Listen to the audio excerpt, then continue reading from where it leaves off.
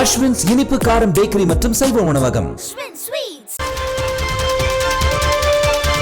பத்மஸ்ரீ விருது கிடைத்தது சுதந்திரம் கிடைத்தது போல உணர்வதாக பறை இசை கலைஞர் வேல்முருகன் கூறினார். மதுரை மாவட்டம் அலங்காநல்லூரை சேர்ந்த வேல்முருகன் செங்கல்பட்டு மாவட்டம் அச்சரப்பாக்கம் அருகே செய்தியாளர்களுக்கு அளித்த பேட்டியில் 1986ஆம் ஆண்டு முதல் பறை இசையை பல்வேறு அரங்குகளில் நிகழ்த்தி காட்டியதாக தெரிவித்தார். மேலும் பறை இசைக்காக கலைமாமணி உள்ளிட்ட பல்வேறு விருதுகளை பெற்றிருந்தாலும் பத்மஸ்ரீ விருது கிடைத்திருப்பதில் மிகவும் பெருமையாக கருதுவதாகவும் தனக்கு கிடைத்த விருதை பறை இசை கலைஞர்களுக்கு அர்ப்பணிப்பதாகவும் கூறினார்.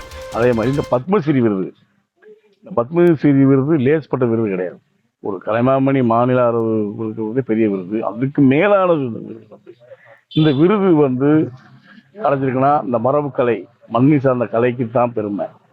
முதல் ஏன்னா இதுவரைக்கும் இந்த விருது கொடுத்தது கிடையாது. மண்ணி சார்ந்த கலைக்கு மரபு கலைக்கு கொடுத்தது கிடையாது.